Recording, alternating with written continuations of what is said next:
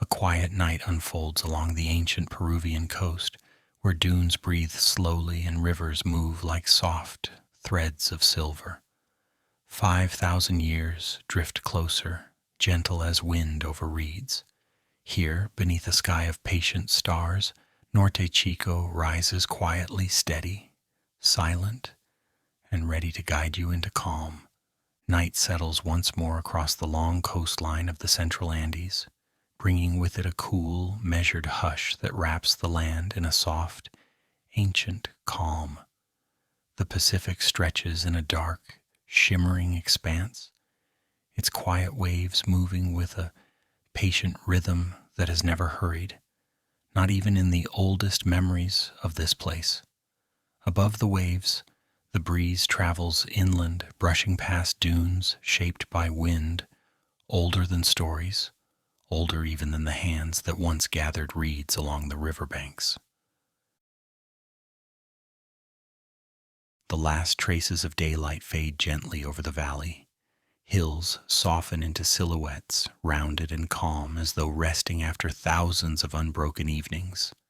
The sky turns deep blue, then violet, then a quiet shade of night that feels as though it has been carefully lowered like a curtain. In this smooth twilight, the Supe River begins to glow faintly, catching the final threads of light. Its surface moves slowly, as if guiding the land into sleep. This is the world you are walking into, a place where time stretches rather than passes. Nothing here rushes. Nothing here pushes. Everything simply flows with the long, steady breath of a civilization born in silence and shaped by patience. This is Norte Chico. Long before metal rang from workshops, long before scripts etched histories onto clay or stone, people lived here. Not in the noisy way that later civilizations did, but in a calm, deliberate rhythm that rose from the land itself. Their days unfolded with the steady whisper of weaving reeds, the quiet stacking of stones, and the gentle steps taken across sandy terraces warmed by the sun. If you listen closely, even now, the land still seems to remember those sounds. The valleys of Norte Chico hold one of the oldest urban traditions in the world, yet their presence is soft, rather than towering. The great mounds, pyramids, and plazas do not shout for attention. Instead, they rise with the quiet dignity of hills, shaped by careful hands.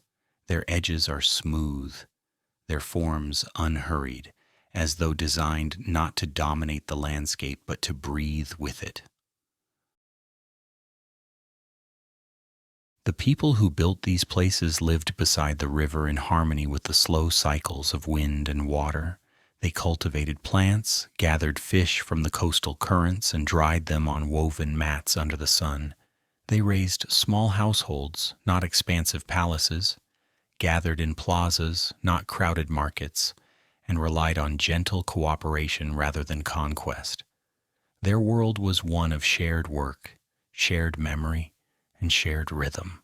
As you step deeper into the stillness of this night, you begin to sense the quiet intelligence of their lives, the way they aligned their structures with the land, the way they used simple tools to create spaces of lasting calm, the way their settlements spread gently along the river valleys, like constellations reflecting the night sky. Here there is no noise of war, no record of kings, no tales of conquest. What remains is a civilization built through patience, balance, and the soft conversations between humans and nature. A world shaped not by sudden change, but by long, steady seasons, each one leaving a faint, peaceful trace on the land. And so tonight, as the wind continues its slow travel across the plains and the river moves in its quiet, silver path, you let your breath follow the same rhythm. You feel the weight of the modern world loosen, step by gentle step. You feel the presence of a civilization that grew like a whisper, subtle, enduring, and calm. Let this ancient coast hold you softly. Let the steady hush of Norte Chico guide you inward. Let the oldest quiet of the Americas settle around you as we begin our journey deeper into its gentle, timeless world. The coast before cities. The coastline of ancient Peru stretches outward in a long, quiet sweep of sand and light, resting beneath a sky that seems older than memory. Everything here moves at an unhurried pace. The Pacific breathes steadily against the shore, the waves arriving with soft determination, as if they have walked a very long distance and are pleased to rest for a while before turning back. The coast, wide and pale under the early sun, feels like the first page of a peaceful story, written in wind. There are no ports here, none of the busy places where boats clatter and merchants shout for attention. No carved harbors, no stone roads winding toward cities, no piles of cargo waiting to be claimed. Instead, the coastline is open and calm, shaped only by dunes, river mouths, and the long rhythm of the tides. The world feels untouched, not empty but comfortably spacious, as though it has made enough room for anyone who wishes to wander gently through it. The dunes rise like soft golden hills, their curves smoothed by thousands of seasons of wind. They look almost like they are sleeping under the morning light, stretching slowly as the first breeze comes to wake them. Sometimes the wind slides over them in a long sigh, sending a few grains of sand dancing down their sides. The dunes never hurry. They prefer slow movement, shifting little by little as if they've agreed that staying mostly in the same place is a perfectly fine life strategy. Running through this dry, quiet land is the Supe River, a slender, shimmering thread that brings life wherever it goes. It doesn't rush. It doesn't carve dramatic cliffs or roar like a mountain stream trying to prove a point. Instead, the Supe glides through the valley with the calm confidence of a river that knows exactly where it wants to go and sees no reason to hurry. Its surface catches the sunlight in soft flashes, like a necklace made of small, moving stars. Where the river touches the land, green appears. Reeds sway gently along the banks, bending just enough to greet the wind. Small fields rise beyond them, their plants arranged in neat, friendly lines. The farmers of these early villages tend them with steady hands, moving slowly and efficiently, following rhythms passed down through generations. Their movements are unhurried, but they hold a quiet precision that comes from long familiarity with the land. Each step, each gesture, each motion has meaning. Along the Supe River, small villages begin to appear, clusters of homes built with walls woven from reeds and frames shaped from wood and soft earth. From a distance, they blend almost perfectly into the landscape, like patches of warm color resting beside the slow, silver line of the river. Smoke rises gently from their hearths in the cool mornings, drifting upward in thin, lazy spirals that seem to enjoy taking their time. If smoke could talk, it would probably say something comforting like, "Everything is steady today. No need to rush." In these villages, the mornings begin slowly. People rise with the first light, stretching as the world warms around them. Children yawn extra wide, sometimes so dramatically that a passing chicken pauses to stare. Adults prepare tools, gather baskets, and step out into the soft glow of the early sun. The air smells faintly of wet reeds, warm earth, and freshly cooked maize, a combination that promises a calm, predictable day. Life here is simple, but never dull. Every action has purpose. Every routine is meaningful. When someone goes to fetch water from the river, they walk along the same familiar path their parents and grandparents walked, the reeds brushing lightly against their arms. They scoop the water with practiced ease, careful not to spill too much, not because they fear waste, but because the river seems to appreciate neatness, and it's polite to respect a river that gives you life. When fishers head toward the shore, they carry nets woven from cotton spun in earlier seasons. The nets sway back and forth as they walk, creating a quiet rhythm that sounds almost like a song. Down at the ocean, the waves greet them gently, as though they recognize each fisher individually. Some waves even seem to come in a little closer, as if hoping to see what the humans brought for lunch. The fishers respond by patting the surface of the water, a small gesture that says, "We're here, ocean. Thank you for today's help." The ocean doesn't answer with words, of course. It simply rolls calmly, which for an ocean is practically a warm smile. Afternoons unfold with the same gentle steadiness. Farmers tend their crops, leaning forward with slow concentration, occasionally stopping to stretch their backs or share a quiet comment about the breeze. The breeze always pretends not to hear, but continues to move their hair anyway. It's a good-natured breeze. It takes its responsibilities seriously. Weavers sit beneath shaded areas, twisting fibers into cords, mats, clothing, and nets. Their hands move quickly but never forcefully, as if they are having a polite conversation with the materials. Sometimes they laugh softly when their threads tangle, then calmly correct the knots.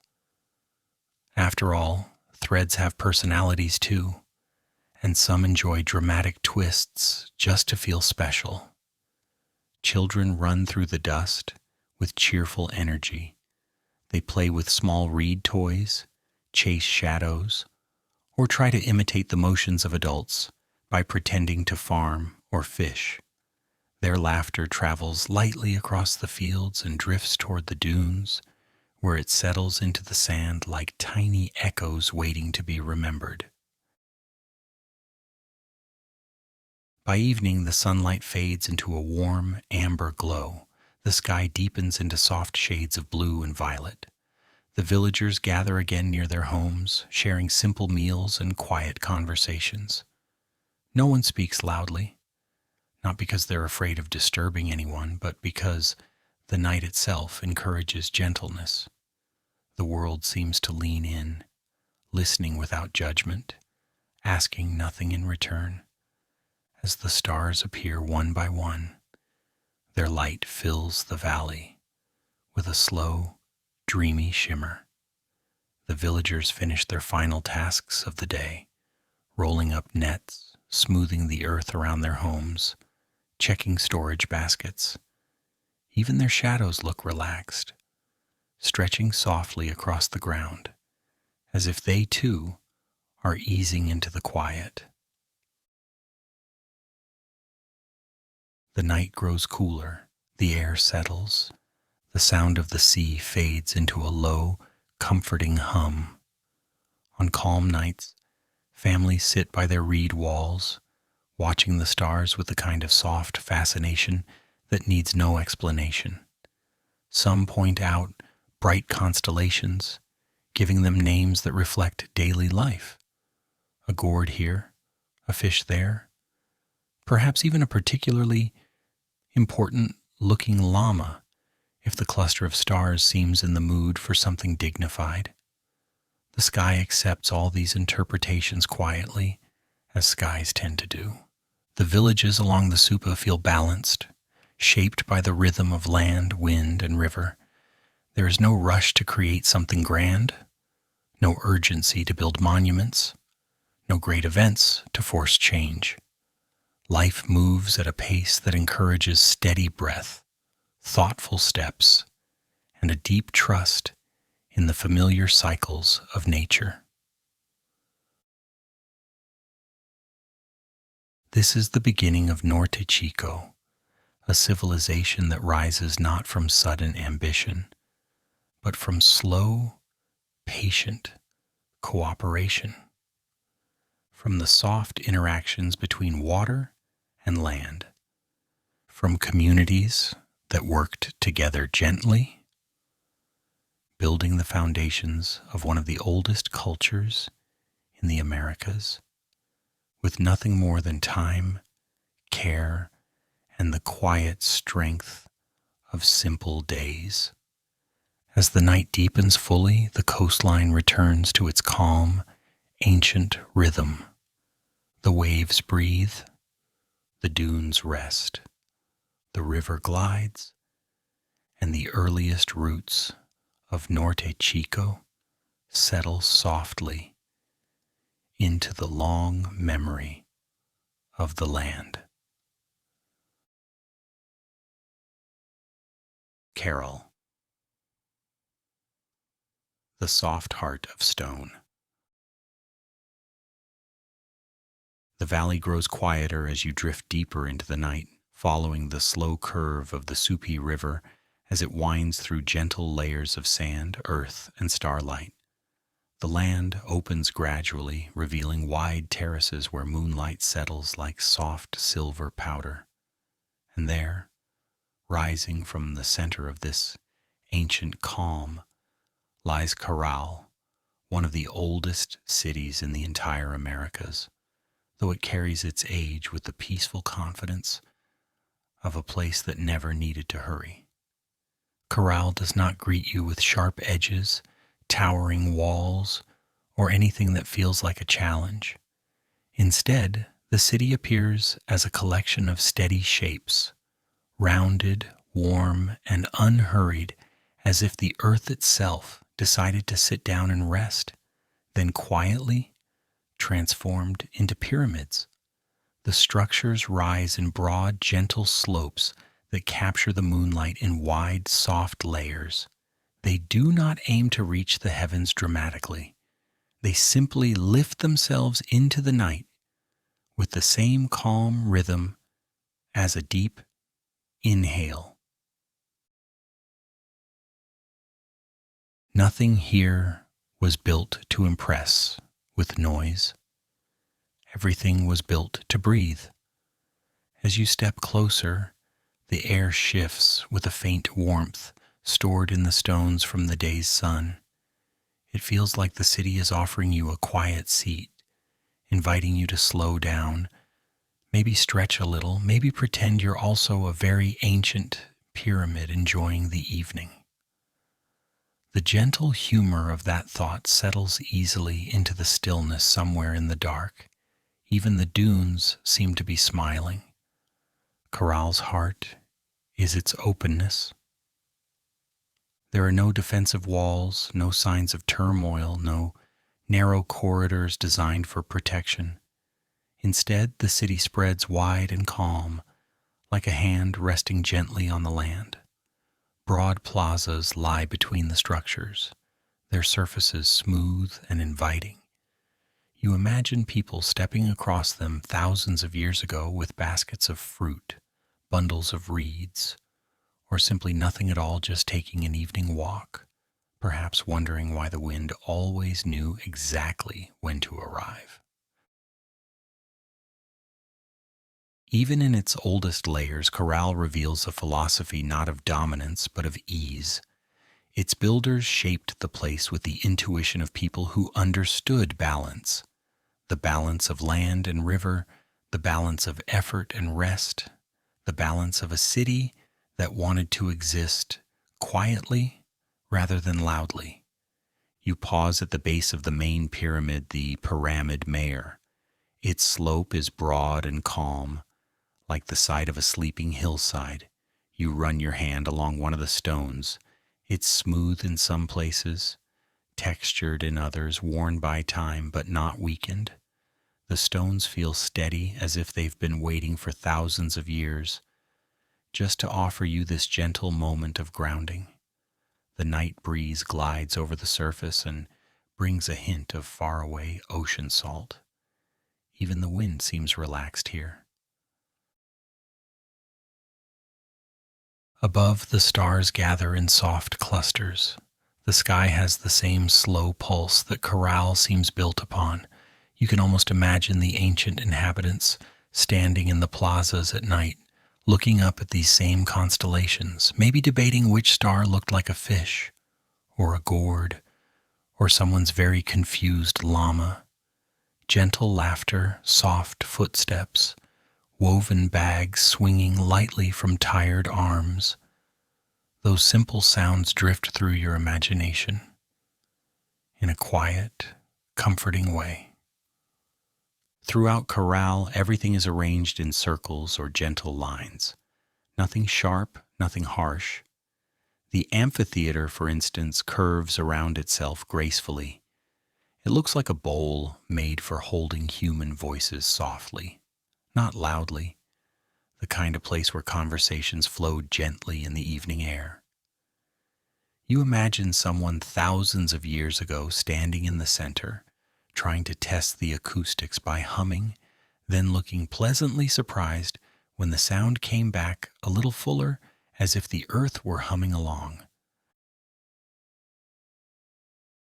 And just next to it, near the circular plaza, you find small traces of daily life. Places where people might have sat together weaving cords, preparing food, or simply exchanging stories about the wind, the crops, or that neighbor who always tripped over the same stone every morning. Even ancient cities had that one person who insisted the stone moved each time, even though it absolutely did not. Caral grew from a community that understood cooperation. There were no grand armies here, no kings announcing themselves on thrones, no carvings declaring victory over distant lands. The city thrived through trade, shared harvests, and a way of living that moved at the speed of seasons rather than ambition. Fishing communities along the coast brought their catch inland. Inland settlers sent cotton, gourds, and woven goods outward. It was a network of calm exchange, a quiet partnership between river valleys and ocean shores. You picture a group of fishermen returning from the coast, carrying nets still scented faintly of seaweed, walking slowly through the warm dust toward Caral. They would have set their baskets down in the shade, stretched their backs, and joked about who got splashed the most by the waves. Probably the same person every time. Another group would arrive from the valley farms holding bundles of beans or squash, exchanging smiles rather than formal greetings. The city seems built for this kind of everyday harmony, steady, matter-of-fact, and gently humorous. As you wander farther into the ancient avenues, the night deepens. The air cools, settling lightly around the stones. The pyramids absorb the subtle chill, holding it quietly. The plazas appear almost like reflecting pools of darkness, smooth and wide, each one inviting you to stand and breathe. Caral feels like a city that never raised its voice. Its buildings speak softly in the language of stone shaped by patient hands. Its spaces open rather than close. Its design suggests trust between people, trust in the land, trust in the long, predictable rhythm of wind and river. You sit down on one of the terraces, letting your legs stretch out in front of you. The ground is firm but comfortable, warmed slightly from the day. A small breeze passes, not hurried, just enough to brush your hair with a playful flick, almost as if the wind has decided it enjoys having company. Above you, the stars shimmer in their ancient, familiar patterns, unchanged since the first families gathered here. The city seems to breathe with you now. Slow inhale, slow exhale. The stones remain steady. The night remains calm. Time in Caral does not feel like a river rushing forward. It feels more like a lake at dusk, still, reflective, gently shifting but never forcing anything. The longer you sit, the more you sense the quiet intelligence beneath the city's simple architecture. The builders knew the land well. They placed each structure with care, aligning it with natural lines, shaping terraces that worked with the slope of the valley rather than against it. Everything feels balanced, like a long exhale held across centuries. Even the humor here is soft, the kind that grows from watching the same landscape day after day. You imagine someone long ago trying to explain a new design for a plaza, only for their neighbor to say, "But what if the wind decides to come from a different direction?" And then both of them quietly contemplating whether the wind actually listens to anyone's plans. It's easy, almost natural, to picture the gentle laughter woven into this ancient place. As the minutes drift by, the city settles deeper into the night. Caral becomes a soft heartbeat in the valley, steady, grounded, and peaceful. A city of stone, yet somehow lighter than memory. You rise again slowly, your steps aligning with the rhythm of the place. Nothing here asks you to move quickly. The pathways curve gradually, guiding you along without pressure.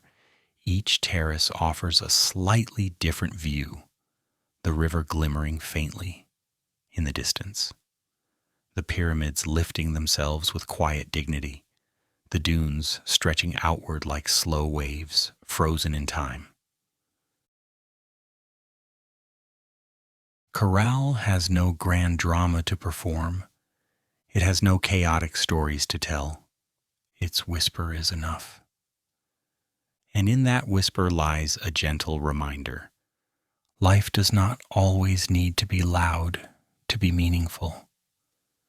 Sometimes it can simply rise with the calm slope of a pyramid, stand steady on the warm earth, and breathe with the same softness that the wind carries across this ancient valley. As you prepare to leave this quiet heart of stone, the city remains behind you, peaceful, open, and unhurried, like a friend who does not need to say goodbye, because the connection is already settled gently within the night. Caral holds its calm, and you carry a fragment of that calm with you as we move deeper into the world of Norte Chico. Hands that build softly. The night hangs gently over the valley as Caral settles deeper into its long, ancient quiet. The wind moves slowly across the terraces, carrying traces of river scent and warm dust. In this calm darkness, the city feels like a great breathing shape, stone rising and resting, stone listening, stone remembering. Caral was not built in a rush. Nothing about its creation suggests haste. Instead, it grew the way dunes form, the way rivers shift, the way a quiet routine becomes a tradition. Softly, steadily, and with a patience shaped by seasons. The builders here worked with hands that understood time. Not time measured by clocks, those would not exist for thousands of years, but the time of natural cycles, the lift of the river after rains, the drift of the sun across the sky, the slow, dependable return of the breeze each afternoon. Their work moved to rhythms as old as the land itself. In the early light of morning, long before the day warmed the stones, groups of workers would gather near the base of a rising pyramid. They carried baskets woven tightly from reeds baskets that had clearly lived full, hard-working lives, judging by the occasional frayed edge sticking out like a stubborn hair. These baskets were filled with earth, gravel, and carefully collected stones. Nothing too large, nothing dramatic, just the ordinary materials of the valley, lifted and carried with the steady confidence of people who did this every day. They built walls that were not meant to stand against armies or storms of conquest, but simply to rise and hold their shape. Stone was placed upon stone, layer by gentle layer. Every so often someone would tamp down the earth with a wooden tool, a soft, rhythmic tap, tap, tap that echoed lightly across the plaza. If someone missed their rhythm and made an accidental bonk, the others would glance over with quiet amusement, as though this small sound was the highlight of the morning. Even construction sites have their small comedic moments. As the sun climbed, the tapping continued. Some taps were confident and firm. Others were slow and contemplative, like the builder was thinking about dinner or wondering whether they left their sandals too close to the river again. A few taps carried a subtle flourish, the kind a person uses when they secretly want to be known as the one with excellent tapping technique. The work was methodical, but never joyless. The builders moved with a calm focus that made everything look effortless. Some placed stones with both hands, turning them slightly as if asking, "Would you like to sit here?" The stone, of course, did not answer, but it settled nicely into position anyway.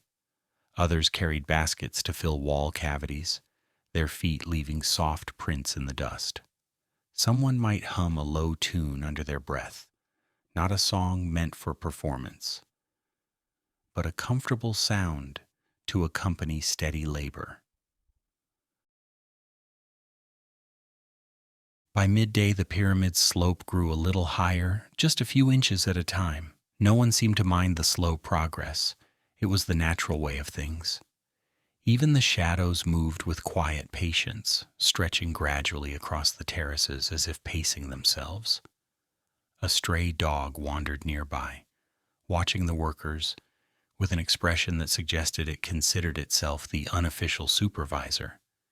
Every time someone dropped a small stone, the dog perked up, just in case it was something to play with. It rarely was, but the dog maintained hope. Dogs have been optimistic for a very long time, and the builders of Caral did not shout or hurry. Their communication was subtle, a nod, a gesture, a small smile. At times, someone might point to a stone that looked slightly too large for its intended spot. After a moment of consideration, another person would suggest, with the slightest tilt of the head, that the stone should join a different part of the wall. The stone would then be carried off, looking entirely content with its new destiny. Even inanimate objects seemed to enjoy the cooperative spirit of Caral. Afternoons brought a softer light. The air warmed, then cooled again as the sun angled westward. The builders paused for rest, sitting on nearby ledges with baskets beside them. They drank water from gourds and exchanged quiet observations about the work or the weather. Occasionally someone would exaggerate the size of a stone they carried earlier, stretching their arms far wider than necessary. The others would nod politely, pretending to believe the tale. It was a peaceful kind of humor, the sort that drifts easily through the day without demanding anything from it. When the rest ended, the work continued with the same steady rhythm. Stones were lifted, earth was tamped, baskets were emptied.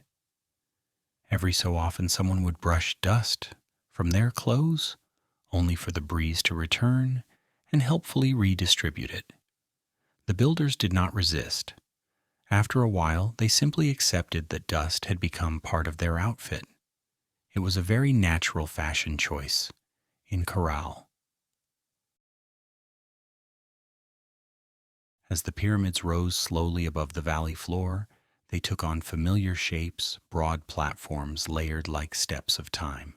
The builders paid close attention to the angle of each slope, adjusting it gently until it felt right.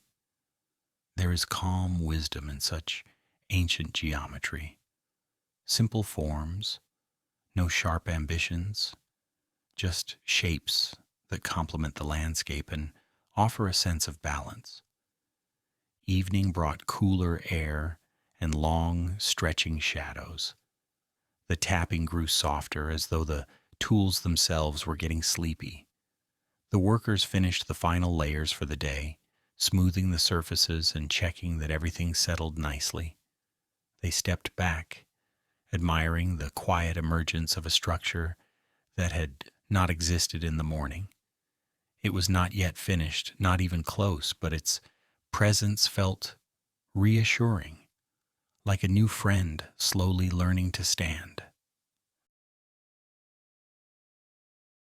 The pyramids did not rise quickly. They grew across years, perhaps even generations, but each day added something small, a new stone, a new layer, a new ripple of careful intention.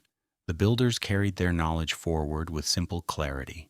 They did not record their techniques in books. They passed them through demonstrations, observations, and the quiet guidance of older hands. You can imagine a young builder placing their first stone, glancing nervously at a mentor, only to receive a calm nod that said, "Yes, that will do."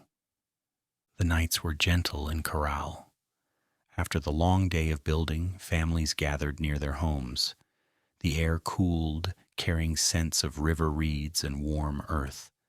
Conversations flowed softly, punctuated now and then by a small laugh or the quiet clatter of a misplaced tool being tucked away. The builders stretched their arms, rubbed sore spots, and exchanged knowing smiles about the day's small triumphs, like the time someone accidentally sat on their own basket and pretended it was absolutely intentional. As darkness deepened, the pyramids blended into the night, their outlines glowing faintly under the starlight. They seemed less like human creations and more like natural extensions of the land, steady, patient, perfectly at ease with their surroundings. Even the sky appeared to approve, lowering a blanket of stars over the valley and letting the city rest. In this soft night, you can still imagine the gentle tap, tap, tap, the echo of thousands of hands, working without rush, without tension. Hands that built quietly, hands that built confidently, hands that built with the slow, unbreakable intention of a people who understood peace. Caral at this hour feels like a place where the earth itself learned to breathe steadily. And the pyramids rose not through force, but through time and attention and the calm rhythm of patient hands. Rivers, reeds, and early fields. The Supe Valley rests in a long, quiet cradle of warm earth and drifting river light. Even in the earliest days of Norte Chico, the land here moved with a gentle predictability that encouraged calm hands and steady routines. When the morning sun rose over the valley, it did so quietly, casting soft golden lines along the riverbanks. The Supe River flowed with its usual ease, never rushing or roaring, simply sliding across the land like a long, thoughtful breath. Along its banks, small gardens began to take shape, modest patches of green, arranged with simple care. These gardens did not stretch endlessly or boast any dramatic displays of agriculture. They were humble, comfortable in their size, just large enough to hold what the families of the valley needed. Soft earth, warm and workable, held small clusters of squash vines, bean plants climbing gently, guava trees leaning slightly toward the river, lucuma trees with their thick green leaves, and cotton bushes growing in quiet bursts of white softness. The fields were small, but every inch of them mattered. People tended them with an unhurried grace, stepping lightly so as not to disturb the soil more than necessary. Their hands knew which plant needed a careful touch, which sprout simply needed encouragement, and which vine had decided to grow sideways just to feel special. Sometimes one gardener would stop, tilt their head at a particularly mischievous vine, and straighten it with the kind of patience usually reserved for teaching a very young llama how to walk in a straight line. Water flowed to the fields through canals, no wider than an arm's length. These canals were simple, practical, and surprisingly elegant. They were dug with tools made from stone and wood, then lined with reed bundles to guide the water. When the flow entered the gardens, it spread with quiet enthusiasm, slipping between rows of plants as if greeting each one individually. If water had a personality, this water seemed like the friendly sort, helpful, polite, and always ready to compliment a thriving squash plant. The farmers kept a close eye on the canals. Not because the canals misbehaved, but because water in this valley was precious, and guiding it was an art form. Sometimes a canal would need a slight adjustment. A small stone nudged forward. A clump of reeds moved aside. The farmers approached these tasks with calm efficiency. If one canal decided to wander too far to the left, the farmers corrected it gently, almost as if whispering, "No, no, this way is better." The canal, understanding the wisdom of centuries-old routines, returned to its path with quiet cooperation. Reeds were everywhere along the river, tall, light, and swaying with the breeze. They grew in clusters, forming soft walls of green that rustled like whispered conversations when the wind passed. These reeds were among the most generous plants in the valley. They offered themselves for walls, roofs, baskets, fishing nets, mats, and countless small necessities of daily life. When families cut them, they did so with easy familiarity. Each reed was trimmed, carried, dried under the sun, and then woven into something useful. The weaving process was a gentle art. People sat in the shade, crossing reed strips over one another with slow precision. Their movements were steady and soothing, like the flow of the river beside them. Sometimes a reed would break with a quiet snap, and the weaver would sigh softly. Not in frustration, but in the affectionate way someone reacts when a good friend suddenly decides to be dramatic. Bundles of reeds were tied together and used to make roofs that stayed cool under the sun. Other bundles became mats for sleeping, or baskets for carrying cotton, or nets for catching fish.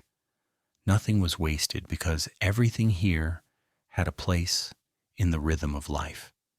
Even the very smallest reed scrap was saved, tucked away for patching holes or reinforcing a basket's rim. Children loved collecting these little scraps, proudly declaring them useful, even when they were too tiny to do much of anything. Still, the adults appreciated the enthusiasm.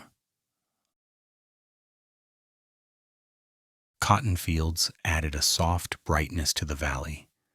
The cotton bushes stood low and round, their white fibers glowing faintly under the sunlight. People harvested them with the same care they used in all tasks, gently plucking each tuft before placing it into a woven bag. Some cotton was spun into fine threads for nets, some was crafted into clothing, some was set aside for cushions that made sitting on reed floors much more comfortable. It's possible that cushions were an unspoken luxury in the valley. Simple, yes, but deeply appreciated after a full day in the sun. Guava and lucuma trees added sweetness to daily life. When their fruits ripened, the scent drifted softly across the valley, warm and sugary. Many people would pause whatever task they were doing when the breeze carried that scent, turning their heads slightly as if listening to a quiet invitation.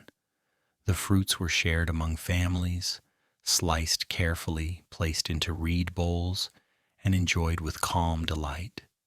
No one rushed through eating. Food tasted better when savored slowly, and besides, it gave everyone time to discuss important matters, such as which tree produced the juiciest guava this season, or which lucuma had mysteriously vanished, likely due to a very sneaky child with excellent climbing skills. Life in the Supe Valley moved at the calm pace of cooperation. People worked together on gardens, shared tools, helped one another repair walls, or carried harvest baskets from one house to another. No one hurried because the land itself did not hurry. The earth offered what it could, the river provided its gentle support, and the people responded with quiet gratitude woven into everyday actions. There was a sense of slow confidence in everything they did.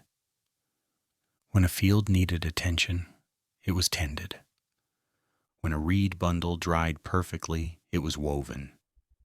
When a canal needed adjusting, it was nudged. Work rose and settled like a simple, steady song. Sometimes in the warm part of the afternoon, farmers took short breaks beneath the shade of guava trees. They sipped water, shared small pieces of fruit, and watched the river glimmer. A chicken might wander by, acting entirely unsupervised but full of personal importance.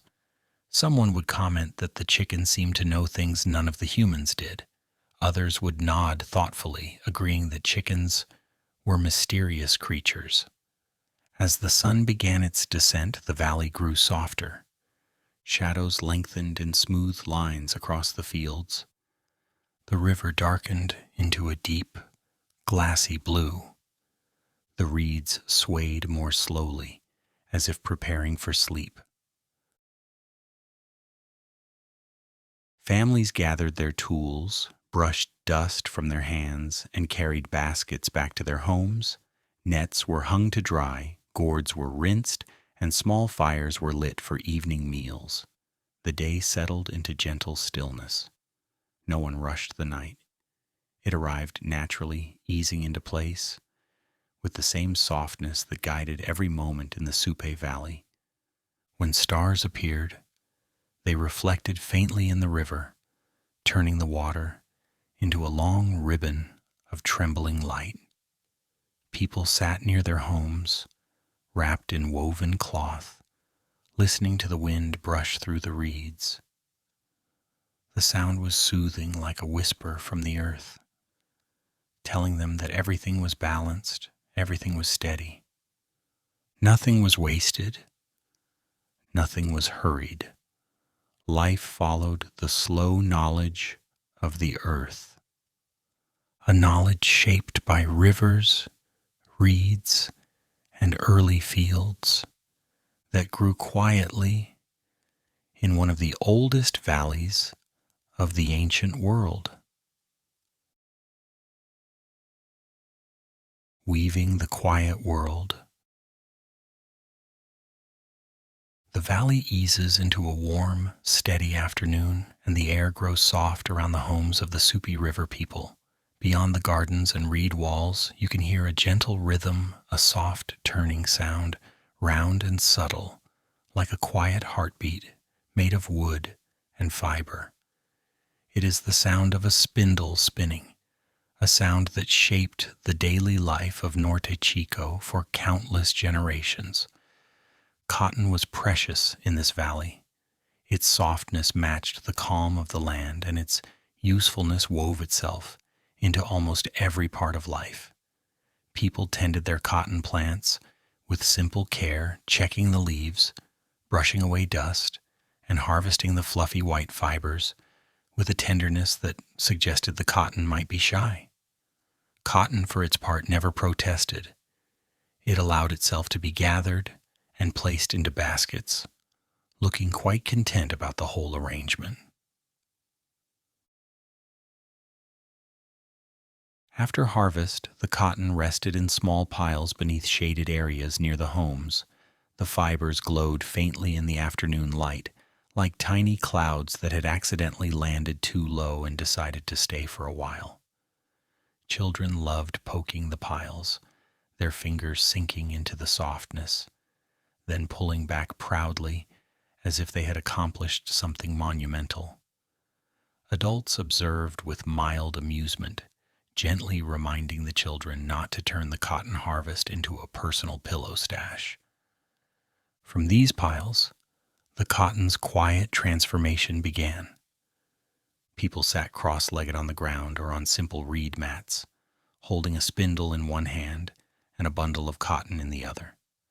The spindle was nothing more than a slim wooden stick with a round weight near the bottom light, balanced, always ready to spin.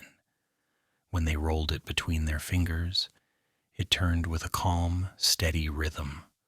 The cotton fibers twisted into a thin, strong thread, stretching out in a soft line that shimmered slightly in the light. The sound of this spinning filled the valley like a gentle hum. It was never loud, never rushed, just a faint whisper of wood and fiber turning, turning, turning. The sound felt almost hypnotic, settling into the air in long waves. Even the river seemed to slow slightly, listening as it passed. Sometimes the wind would join in, brushing the threads lightly as if checking their quality. A few strands might fly away, drifting lazily through the air until they landed on someone's hair or nose. Whoever was hit by the drifting cotton would blink slowly, pluck it off, and pretend that nothing unusual had happened. The others around them would smile quietly, not teasing, just enjoying the tiny comedy of the moment. Spinning cotton into thread required patience. But in the Supe Valley, patience was abundant. It was woven into every movement, every task, every breath. Some threads were spun for fishing nets, others became cords or cloth, but all of them carried a softness that matched the world around them. The threads were the color of morning light, pale, warm, and calm. When held up to the sun, they glowed faintly like the simplest form of beauty.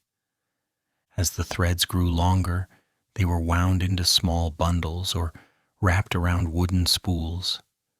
Women, men, and older children alike took part in this work. It was not a task for only one group. It belonged to the rhythm of the whole community. Across the valley, you could see clusters of people sitting outside their homes, spindles turning between their fingers, their hands moving with the steady skill that comes from years of quiet repetition. Every family had its own small techniques, a personal wrist flick, a special way of preparing the fibers, a favorite spindle that always behaved just right. Some people even gave their spindles nicknames, which they shared reluctantly, only with close friends. After all, it was important to maintain some dignity when your favorite tool was named Little Spinner or the Helpful Stick. When enough thread had been prepared, weaving began. Nets were the first priority essential for life near the coast. The cotton threads stretched between simple wooden frames, forming grid-like patterns that grew wider and stronger with each pass of the hand. Weavers moved calmly, looping the thread through each intersection, pulling gently, checking the tension with a practiced glance. The nets grew slowly, but with a quiet confidence. When finished, they looked almost like pale, soft spider webs, peaceful ones that caught fish instead of unsuspecting insects. These nets were prized for their strength. Fishermen trusted them. The ocean respected them. Sometimes a fisherman would hold up a newly finished net, examine it closely, and give a satisfied nod. The net did not respond, nets rarely did, but it stretched out proudly in the breeze, as if agreeing that it was ready for its job. The fishermen rolled them carefully, slung them over their shoulders, and walked toward the shoreline with a calm purpose. Cotton threads were also woven into cloth for daily use. Clothing was simple, practical, and comfortable. Loose garments, soft wraps, easy-to-tie belts. Some families added small patterns, nothing extravagant, just lines or shapes that created a sense of identity. A zigzag here, a stripe there, maybe even a playful dot pattern, courtesy of a child who managed to get a hold of the spindle for a moment too long. Weaving cloth created its own gentle soundtrack. The threads moved back and forth over wooden frames with a slow, rhythmic thumb, thumb, thumb that blended peacefully with the valley breeze. Birds occasionally joined in with their own quiet chirps, forming a soft duet of wing and fiber. Afternoons passed like this, a mixture of spinning, weaving, resting, and easy conversation. People talked about their gardens, the river conditions, which guava tree looked most promising this season, and the ongoing mystery of how one particular chicken kept wandering into the cotton storage despite all attempts to redirect it. The chicken seemed to enjoy its role as a recurring character in daily life, strutting proudly whenever mentioned. Children learned to spin cotton by watching older hands. At first, their threads came out lumpy, uneven, or hilariously short, but each day brought improvement. Their first good thread was celebrated quietly, a small smile, a proud nod, and perhaps a piece of fruit offered as encouragement. The children glowed with pride, holding up their perfectly ordinary thread, as if it were the most valuable object in the world. By late afternoon, the sun softened into warm gold. The air cooled. The spinning slowed. People tied off their threads, placed their spindles into reed baskets, and stretched their backs with deep satisfaction. Cotton fibers drifted in the air for a moment longer, glowing like tiny fireflies before settling into the grass. Evening arrived gently. The valley dimmed. The sound of the river deepened into a low murmur. Families gathered their woven goods, stacked nets neatly, and settled into restful conversation. Someone might still turn a spindle between their fingers, absent-mindedly, the sound too comforting to set aside completely. A breeze brushed through the cotton piles one last time, rustling the fibers as if saying good night. As darkness spread, The homes glowed faintly from small hearths. Spindles rested, threads rested. The valley rested. Cotton had shaped the quiet world of Norte Chico. It flowed through their hands, through their routines, through their calm understanding of time. Generation after generation spun the same fibers, created the same nets, wove the same cloth, until the entire valley seemed wrapped in a gentle fabric made not just of cotton, but of patience, breath, and the soft touch of ancient hands. The music of ancient nights. Night settled gently over Caral, the warm dusk fading into a soft blue glow that drifted across the valley like a slow exhale. As the last traces of sunlight slipped behind the hills, the city did not fall into silence. It transformed into a quieter, deeper kind of life.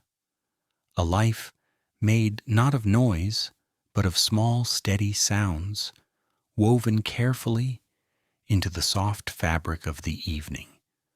Caral's nights were filled with music, though not the kind meant to impress an audience or fill large halls. The music here was intimate and slow, shaped by hands that valued rhythm over spectacle. It drifted through the darkness like a warm breath, mingling with the breeze, the river, and the rustle of reeds. Even the dunes seemed to tilt their sandy heads slightly, listening with polite attention. The heart of this nighttime world lay in the instruments themselves. People of Caral carved flutes from animal bone, thin, smooth, and surprisingly elegant. Each flute had tiny holes, bored with quiet precision, made not by large tools but by patient hands using stone tips. The makers often tested the sound with small, experimental puffs of air. Sometimes the flutes produced a perfect tone, clear and soft. Other times, the first sound came out as a slightly confused squeak, which caused the maker to pause, adjust, and pretend the squeak never happened. The night breezes never judged. They merely swayed on. Drums were small and warm-toned, made from hollowed-out gourds stretched with tightly bound fiber. Their surface gave off gentle, rounded rhythms, nothing sharp or startling. When someone tapped one with the tips of their fingers, the sound spread through the air like footsteps walking through thick grass. It was a comforting sound, steady and grounding, the kind that made even the river feel a bit more relaxed. Rattles filled with seeds produced a soft, whispering shake, not loud like modern rattles, just a faint, sandy murmur like the dunes shifting in their sleep. The seeds inside rolled gently with each movement, making a rhythm that sounded almost like distant rain. Children loved these rattles. They shook them with enthusiasm that bordered on mischievous delight. The adults accepted this, though occasionally they redirected the shaking so it didn't accidentally become a percussion solo. Even in ancient times, some children believed they were musical prodigies. The evenings began slowly. As the sky deepened into purple, people finished their last tasks of the day, tying off nets, storing baskets, checking gardens, brushing dust from their woven mats.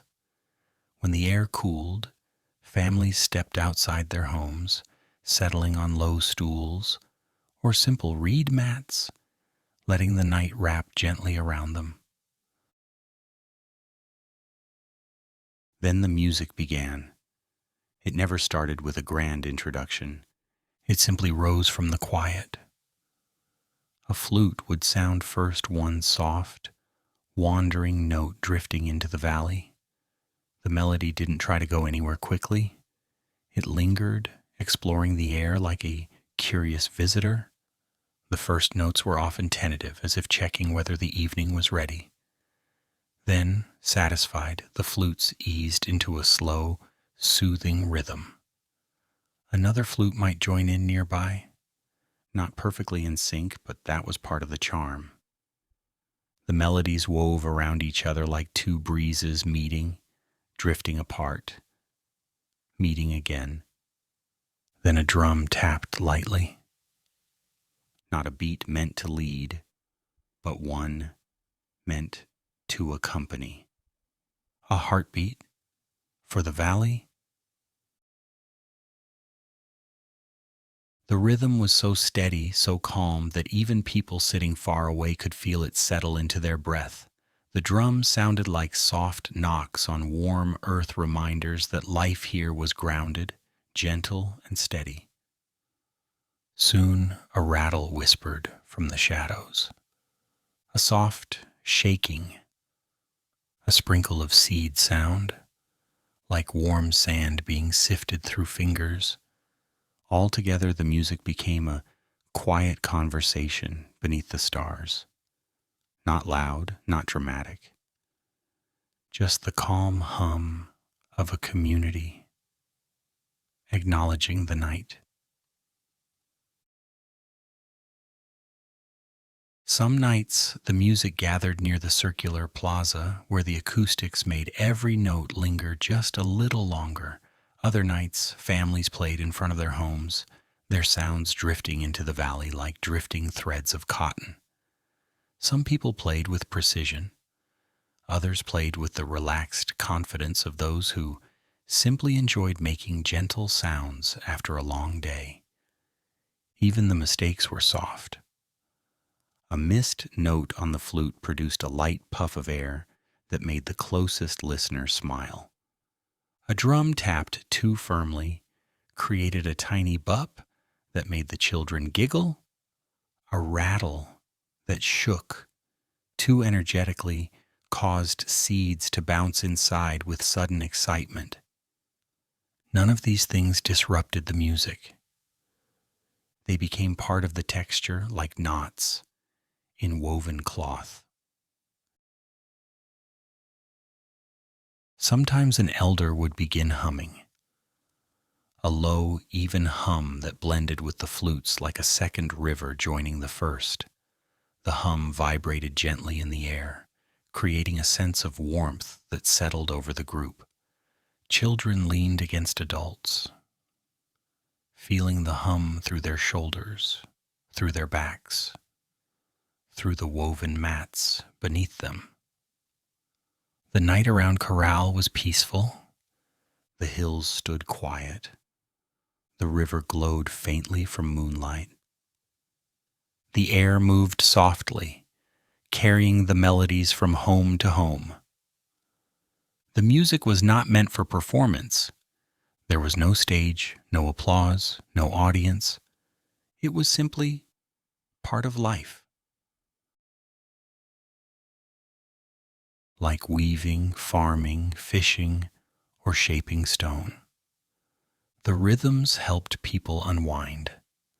The melodies eased the mind. The gentle repetition carried the day's last thoughts away, letting the body sink into rest. Some families created small dances, slow, simple steps done in circles. The movements were soft enough not to disturb the dust too much. Occasionally someone tripped on a reed mat edge, catching themselves with a quiet laugh. The others nodded sympathetically, pretending not to have noticed. It was a peaceful sort of humor, the kind that made the night feel even softer. Occasionally a dog wandered through, tail swaying like a metronome.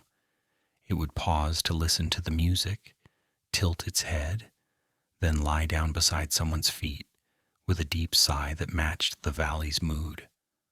A llama or two might linger at the edge of the gathering, blinking sleepily, as if debating whether they should join the music circle or head to bed. Llamas rarely danced, but they certainly appreciated a good flute melody. As the night thickened, the music softened but never stopped completely. A flute played one last wandering line. A drum tapped in slow intervals, like a heartbeat preparing for sleep. A rattle gave a final whisper, seeds settling inside. Gradually, the performers set their instruments down. The flutes rested. The drums rested. The rattles rested. And the valley rested. The stars shone above Caral like silent listeners. Each one reflected faintly in the Supe River, turning its surface into a long, shimmering ribbon. The wind cooled, brushing over the stones with a soft, approving touch. Families leaned back, lying on mats, watching the constellations drift slowly overhead.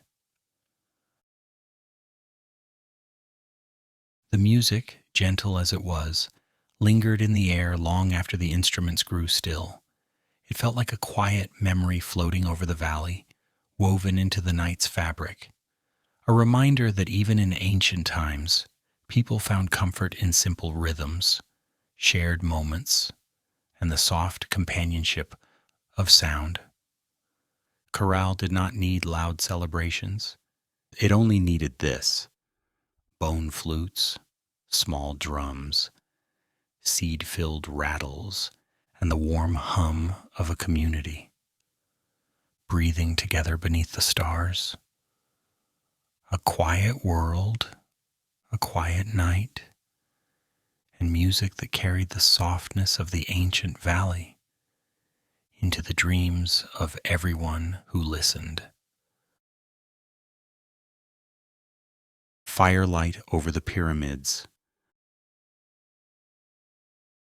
Evening drifted softly into the Supe Valley, settling over Caral with the slow, patient warmth of an ancient blanket. The sun had already slipped behind the western hills, leaving a gentle glow that hung in the sky like the last quiet breath of the day. One by one, small fires flickered to life around the edges of the plazas, not blazing fires, not roaring flames, but calm, steady pools of light, meant for warmth, for seeing, and for ending the day together. The firelight danced along the smooth stone surfaces of the pyramids, giving their edges a soft, golden outline. The slopes seemed to breathe in the warmth, holding it quietly. The pyramids of Caral were never dramatic, even under firelight. They simply sat, patient and steady, as though keeping watch over the valley, the way the hills kept watch over the river. Their warm glow gave the impression of great, gentle beings sitting beside the fires, enjoying the evening like everyone else. Shadows formed in long shapes across the plazas, stretching and shrinking as the flames wavered. They moved so slowly that they looked almost alive, like soft silhouettes, joining the night's routines. A few children waved their arms gently to make their shadows wiggle, which brought quiet amusement from the adults nearby. One child tried to make their shadow look like a fish, then a bird, then something that may have been a llama, but could also have been an extremely confused gourd. The adults smiled, offering supportive nods, because in Caral, imagination was welcomed, even when it produced unusual animals. People gathered around the fires, settling onto woven mats made from reeds. The mats were simple, warm, and surprisingly comfortable. Some were new, their fibers pale and smooth. Others were older, their edges slightly frayed but softened by years of use. Families sat in small groups, talking just above a whisper, letting the fire's crackling fill the quiet spaces between their words. Most conversations were about familiar, gentle topics: how the river flowed that morning, how the wind had shifted along the fields, which garden plot looked especially promising, and which neighbor's llama had wandered into someone else's squash patch again. Nothing dramatic, nothing urgent, only the soft passing of daily life. Sometimes someone would share a small detail from their day, like the cotton harvest was especially fluffy, and the group would nod thoughtfully as if appreciating the luxurious softness of that cotton without needing a long explanation. Another person might mention that the sun had risen in a particularly pleasant shade of orange, and everyone would agree that it had indeed been a very fine sunrise. In Caral, simple observations were enough to fill an evening. The fire's glow warmed the tips of their toes as they sat, the light dancing gently across their faces. Children leaned against their parents or set their heads on older siblings' laps, feeling the slow comfort of the fire seep into their bones. A few carried reed toys or small seed rattles, tapping softly on the mats with an occasional faint thup that matched the rhythm of their breathing. No one minded, it was all part of the evening's texture. Every so often, someone added a small piece of wood or dried reed to the fire. The flame curled upward, brightened for a moment, then settled back into its steady glow. The crackle was delicate, like tiny footsteps made by sparks. Nearby, a pot might be simmering over one of the fires. Steam rose in thin ribbons carrying the warm, earthy scent of vegetables or river fish cooked gently with herbs. These scents drifted across the plaza, weaving into conversations with comfortable ease. Someone would lift the pot lid just enough to peek inside, nod in approval, and place it back again with a quiet clink. Even cooking was a calm task. No rushing, no intense stirring, just a steady bubbling that kept pace with the night. The pyramids watched silently. Their stone faces reflected the firelight in faint glimmers, as though acknowledging the life of the people below. Each pyramid seemed to hold a memory of many such evenings, thousands, perhaps where fires burned softly at their bases and families gathered in gentle circles. The warmth made their edges glow in hues of amber and soft red. For a moment they seemed almost alive, not in the way of movement, but in the way of presence. At times, a soft breeze wandered through the plaza. It carried with it faint hints of river water and cool desert air. The breeze would pass along the fires, causing the flames to lean slightly, creating new shadows that stretched playfully across the ground. Mats fluttered lightly at their edges, and woven baskets beside the fires trembled with tiny shifts of air. A chicken or two might wander by, feathers rustling, pausing briefly to inspect the fire, before deciding it was not nearly as interesting as a stray grain on the ground. Older members of the community often use these evenings to share small stories, not dramatic tales, but soft recollections of daily life. One might describe the funniest shape a cloud had taken that afternoon. Another might recall how their fishing net had caught a surprisingly large fish that tried to splash its way back out with great enthusiasm. The storyteller would reenact the fish's movements with a gentle wave of the hand, causing the listeners to smile quietly at the memory. These were not stories meant to teach lessons or stir big emotions. They were stories meant to settle the heart, stories that wrapped around the listeners like the fire's warmth. Sometimes someone would add a new log to the fire and sit back with a satisfied sigh. A few sparks would drift upward into the night, glowing brightly for a second before fading into the stars. Children watched them rise, following their tiny journeys with wide eyes. One child occasionally tried to catch a spark with both hands, only to be gently reminded by an adult to let the sparks float freely. The child nodded solemnly, understanding entirely, even if they secretly planned to try again later. Animals often lingered near the plaza at night. Dogs stretched out near the fires, tails flicking lazily. Llamas stood calmly at the edges of the light, their silhouettes blending into the shadows. They seemed to appreciate the gathering, as though they, too, were part of the evening routine. Every sound became softer as the night deepened. The fire dimmed, voices quieted. The river whispered more slowly. Even the pyramids appeared to glow with a more subdued light, as if preparing for rest. Some families began to drift back toward their homes. They gathered their mats, dusted off their clothes, and stepped carefully so as not to disturb the peaceful atmosphere. Others lingered a little longer, enjoying the final moments of warmth before the fires grew small. A last piece of wood crackled, releasing one bright spark that floated upward, a tiny star rising to join the larger ones above. The pyramids, warm at their edges, continued their silent vigil. No words, no movement, just presence.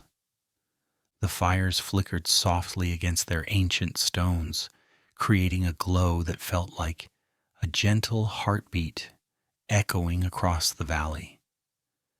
And in that warm, flickering light, the people of Caral found comfort in their conversations, in their community, in the quiet rituals of each day's end. Nothing dramatic, nothing loud, only the soft passing of life in an ancient world where firelight touched stone and stone held that warmth long into the night. The quiet economy. The desert evening settled into a long, comfortable stillness as the valley exhaled its warmth into the vast open air.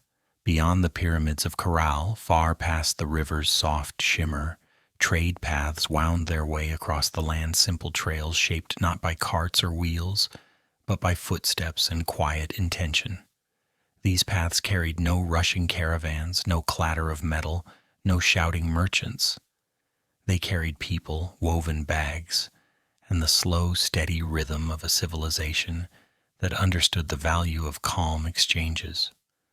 There was no coin in Norte Chico, no polished pieces, no stamped medals, no jingling pouches carried by hurried hands. Trade here was as simple as the valley itself. Fish for cotton, fruit for reeds, stone tools for dried anchovies. The economy moved like a soft pulse, a gentle heartbeat carried by the desert wind, always present, always steady, never rushed. In the cool hours of the morning, small groups prepared to travel between valleys. They packed woven bags made from reeds and cotton fibers, filling them with what their community had in abundance. Some bags smelled faintly of the ocean salt, fish, kelp. Others carried the warm scent of woven cotton or the sweet aroma of dried fruit. The bags were tied with careful knots, the kind of knots that had been perfected over many generations of, let's make sure nothing falls out halfway across the desert. The travelers walked with soft steps. Their sandals pressed lightly into the sand, leaving gentle trails behind them, trails that would soon be brushed away by wind, but, for the moment, marked their quiet passage. These journeys were never hurried. People walked at a pace that allowed them to enjoy the landscape, to feel the sun rise gradually, to stop and adjust their bags when the straps pressed a bit too much on one shoulder. Along the paths, the desert stretched wide and patient, rolling dunes, occasional shrubs waving politely in the breeze, small stones warming slowly under the morning light. Sometimes one person in the group would point at a rock shaped unusually, perhaps too round, too flat, or too odd, and suggest it looked like a sleeping seal or a squished potato. The others would nod thoughtfully, acknowledging the observation with the seriousness it deserved.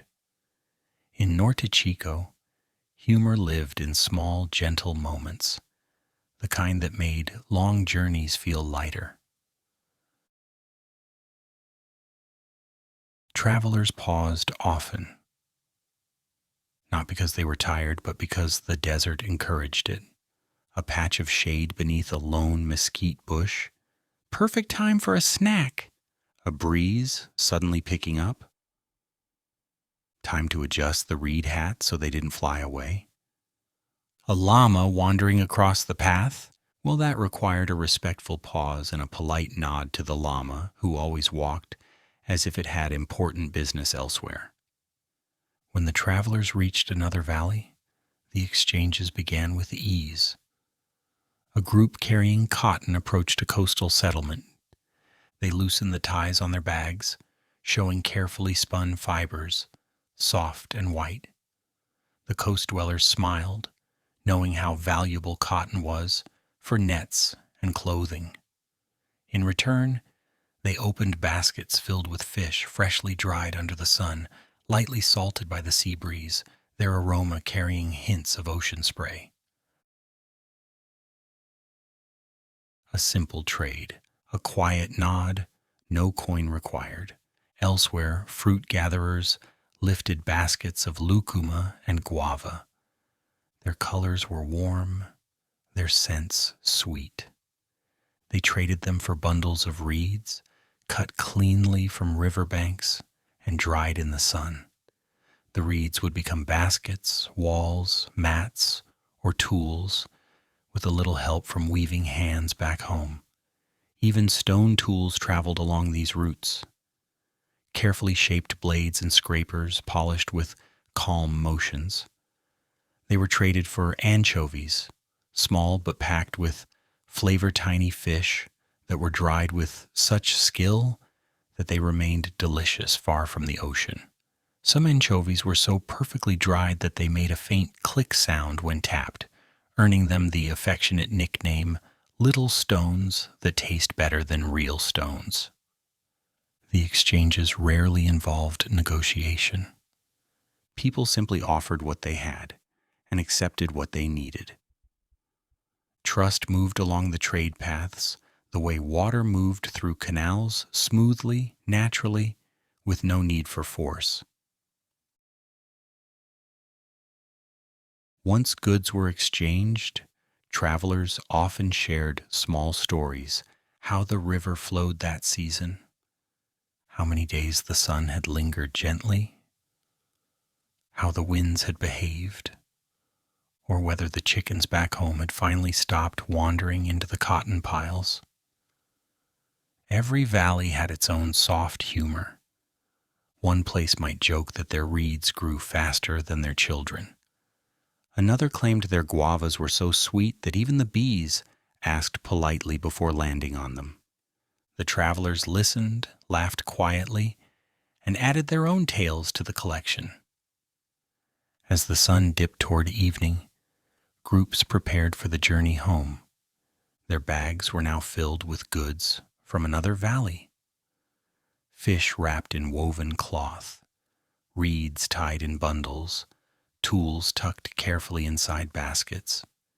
Each step homeward carried a sense of satisfaction, not because of wealth or profit, but because of connection.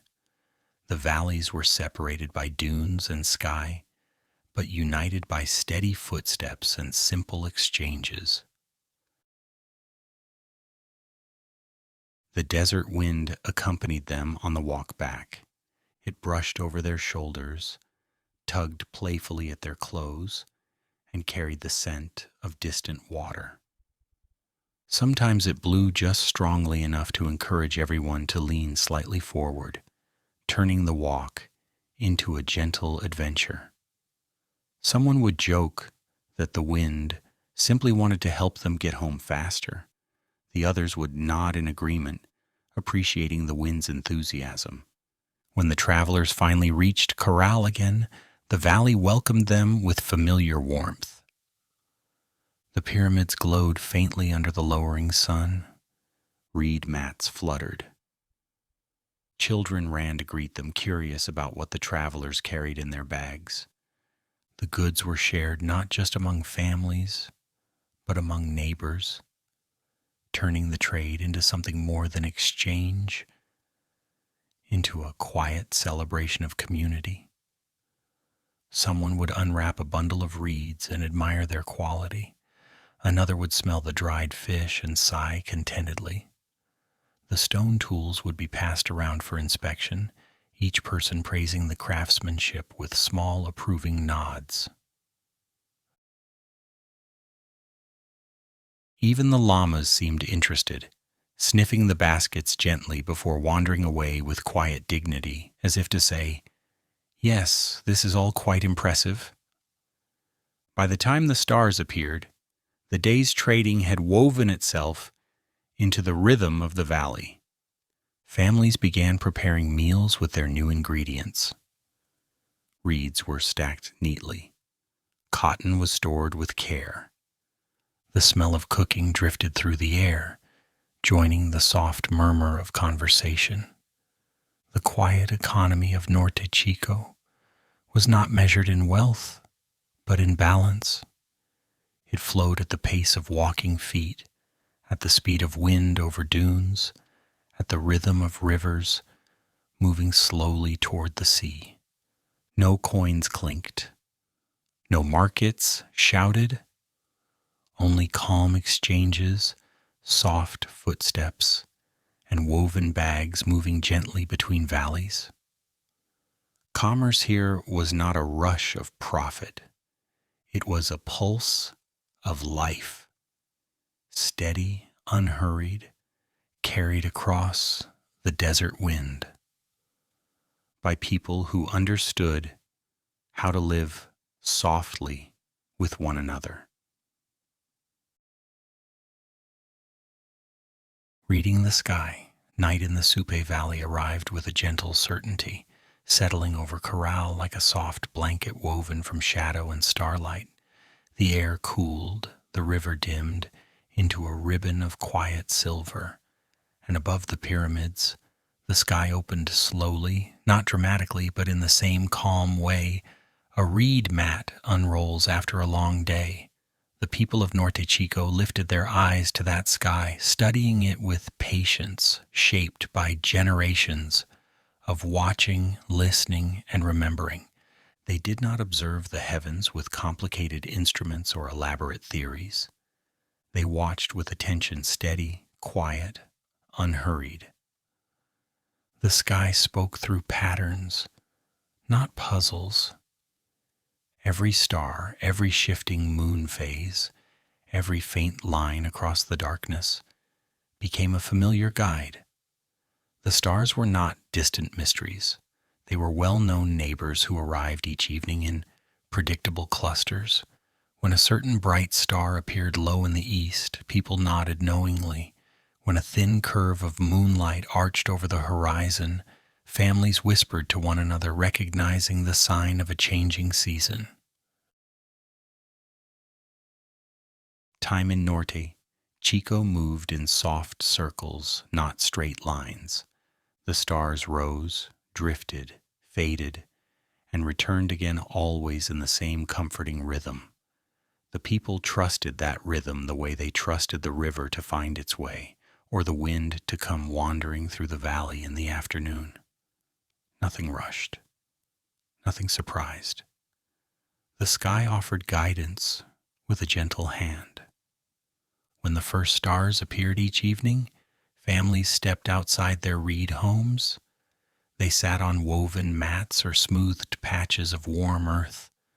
Children nestled against adults, pointing upward at familiar constellations with fingers sticky from fruit. The adults simply smiled, letting the children guess what each cluster resembled. Some constellations looked like fishnets, some looked like baskets, some looked like llamas, though. Depending on the viewer, the llamas varied in enthusiasm, shape, and leg length. One child insisted a cluster looked like a dancing potato. The adults nodded with great seriousness. After all, potatoes had been known to inspire creativity. The stars slowly became a map, not a map of roads or borders, but a map of rhythm. The people learned to read sky signals the same way they read the river or the sound of wind brushing through reeds. A bright cluster rising in the east meant planting season was near. A dimming group to the west suggested the time for harvest was coming. The tilt of the moon hinted at tides, rainfall, and when fish might be most abundant along the coast. Nothing needed to be written, nothing needed to be debated. The valley remembered, and the people remembered with it.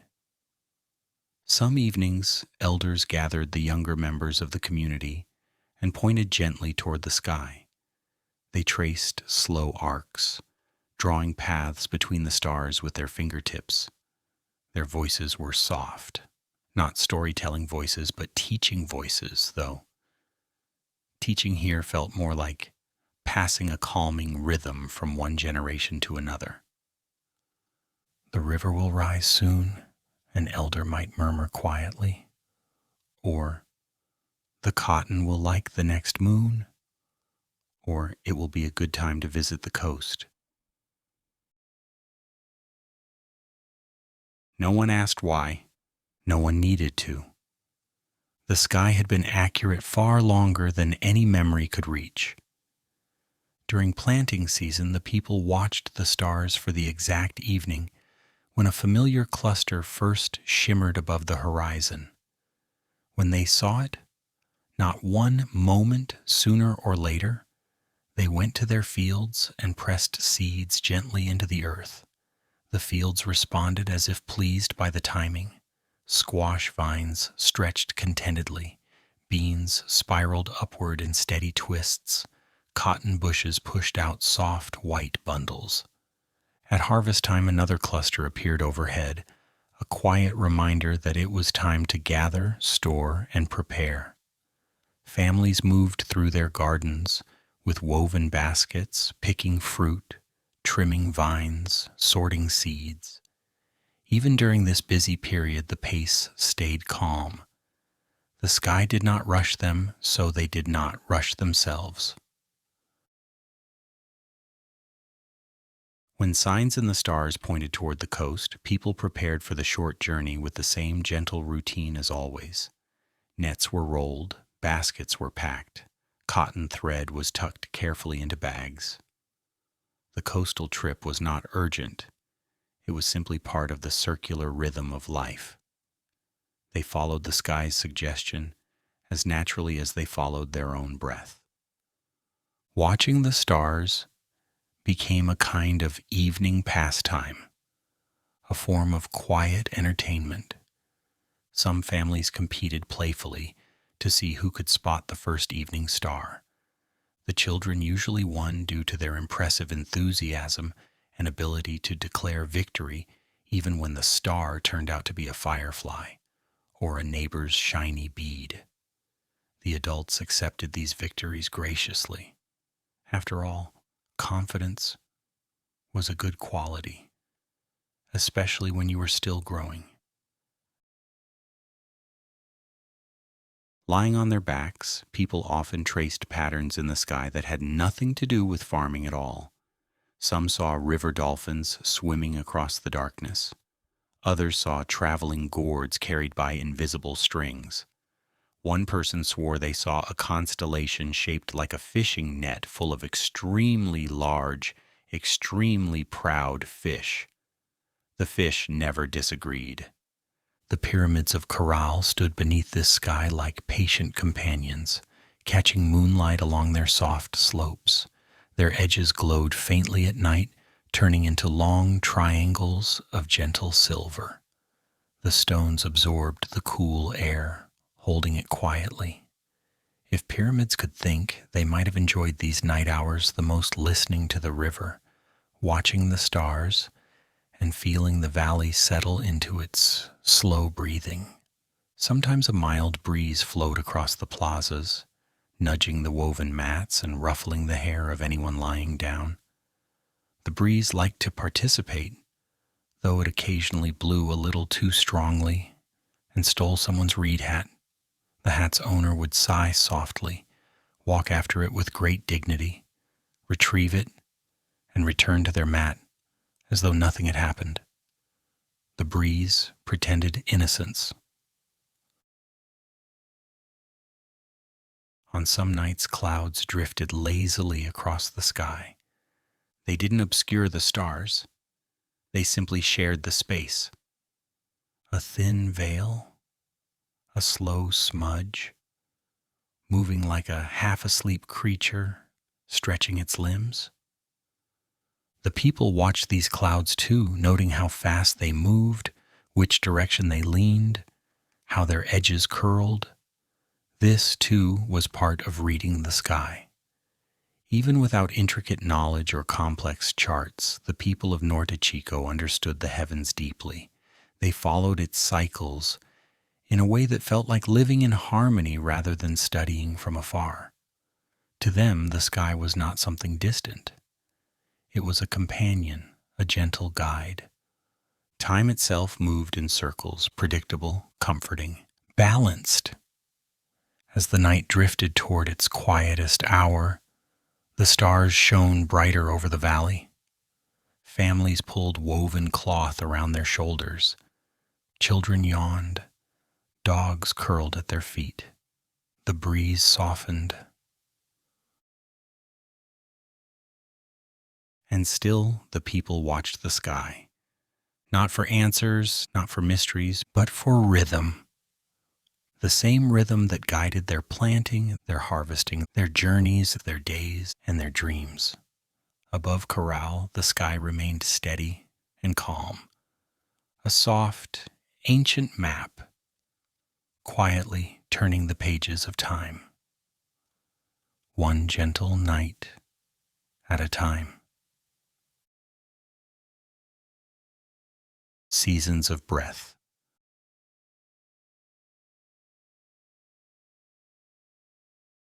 The year in the Supe Valley moved with a softness that seemed woven into the land itself. Nothing shifted abruptly, nothing snapped from one state to another. Instead, each season drifted into place the way the river entered the sea, slow, certain, and entirely at ease with its own rhythm.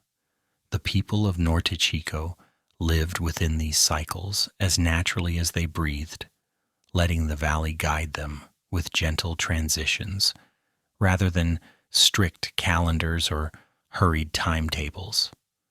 Their world was divided not by months or numbers, but by sensations.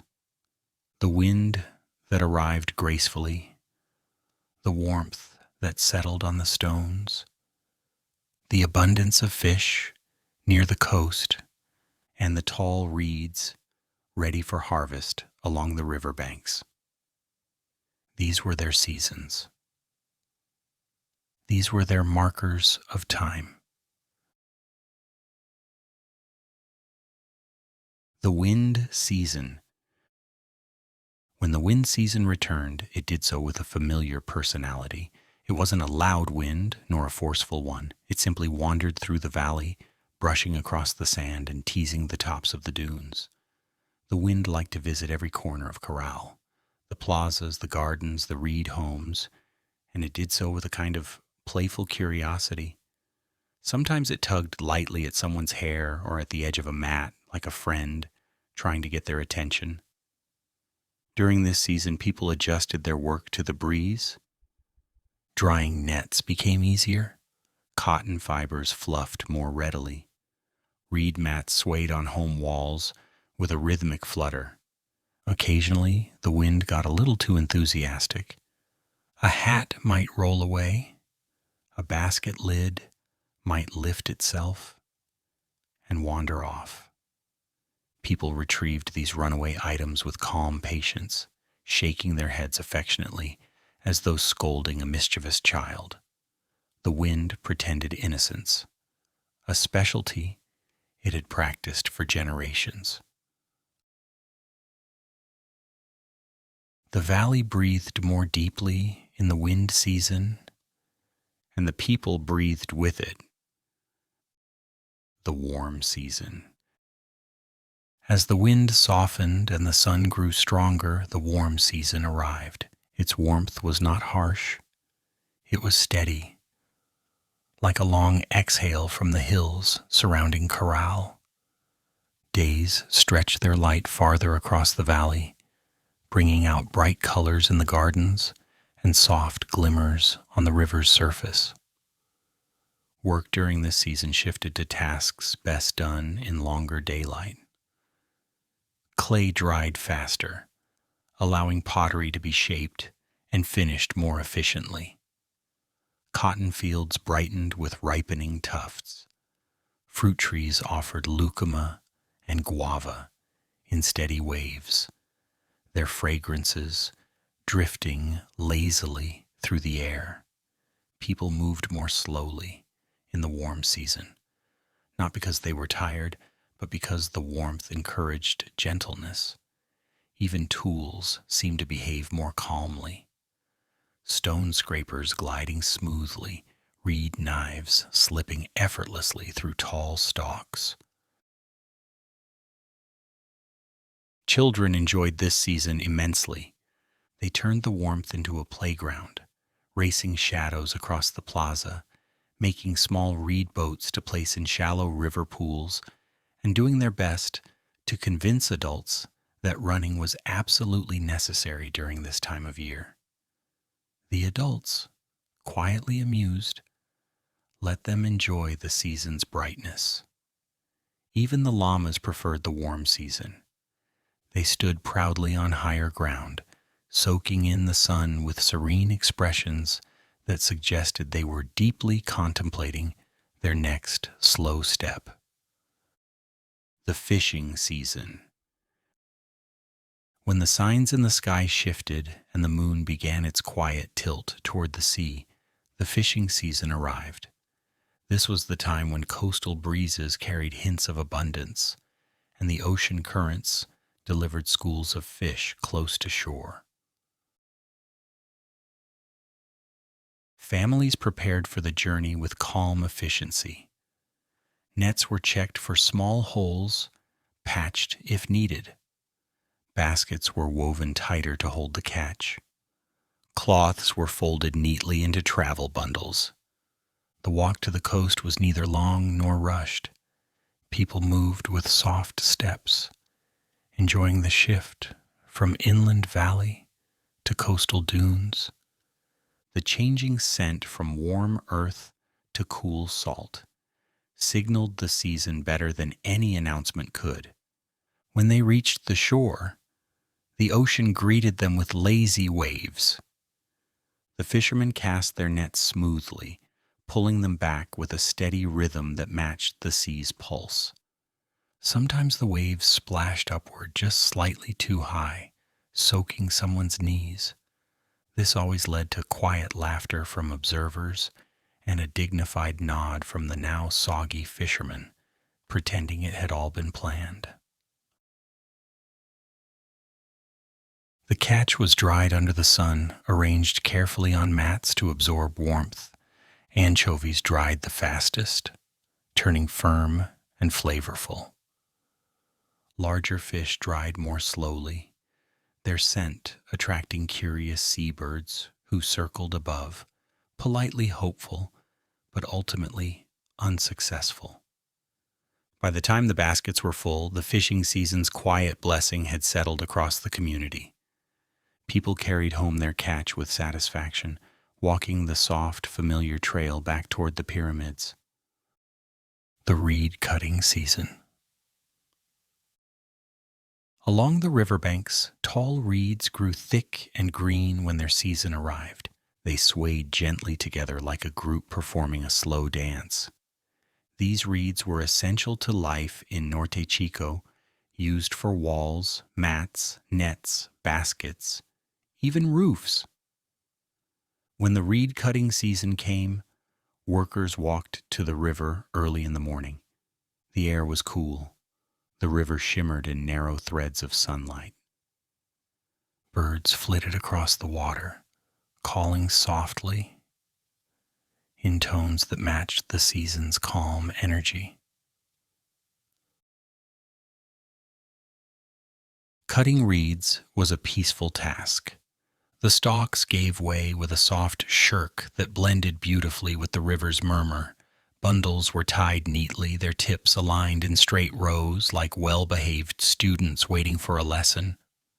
Sometimes the reeds made small squeaks when tied too tightly, a sound that always made someone chuckle. Even plants, it seemed, had opinions. The bundles were carried back to the village slowly, with frequent pauses for adjusting the load or admiring the river's calm flow. Once home, the reeds were dried and woven into objects that became parts of daily life, woven walls to block the wind, mats for sitting, and baskets strong enough to hold a surprising amount of lucuma. The rhythm beneath it all. Every season had its work, every work had its rhythm, and every rhythm returned people to the same quiet truth. Life was measured not by speed, but by breath. The seasons passed gently, wind, warmth, fish, reeds turning in soft circles across the years. Families followed them with ease, trusting the cycles the way they trusted their own footsteps. The pyramids stood quietly through it all, observing each shift in light and shadow, recognizing the familiar patterns repeating again and again. In Norte Chico, no one hurried through a season. The valley itself refused to be rushed. Plants grew when the time felt right. Fish arrived when the sea whispered. Reeds thickened when the river allowed. The people listened. They adapted. They breathed with the land. In the evenings, after a day's work, families sat near their homes and watched the sky settle into night. The breeze cooled, the stars brightened, the river exhaled, and in these moments the rhythm of the year felt like the rhythm of a slow, steady heartbeat, ancient, patient, and endlessly calm. Everything followed the same truth. Life was not a race, not a chase, not a rush, but a quiet flow, a flow guided by wind, warmth, water, and earth, a flow carried gently by breath. The seasons moved and the people moved with them in a harmony that felt like the oldest lullaby of the valley. A civilization without noise. Night lingered softly over the valley as the Supe River breathed its cool rhythm across the land. Caral's pyramids, steady and calm, glowed faintly under the moonlight. Their wide terraces cast long, gentle shadows, shadows that looked almost like sleeping shapes, resting peacefully on the earth. In this quiet stillness, the truth of Norte Chico revealed itself, a civilization that rose not through noise, force, or dramatic events, but through patience so constant it became part of the land. Unlike many ancient societies whose remains hint at conflict, battle, or shields raised against marching armies, Norte Chico left behind none of those traces. No weapons buried beneath the stones, no carvings of warriors, no walls built in defense, no dramatic story of conquest or overthrow. Just pyramids, plazas, music, cotton, rivers, and soft footprints pressed into the sand thousands of years ago. It was a different kind of civilization. Gentle, steady, quietly organized.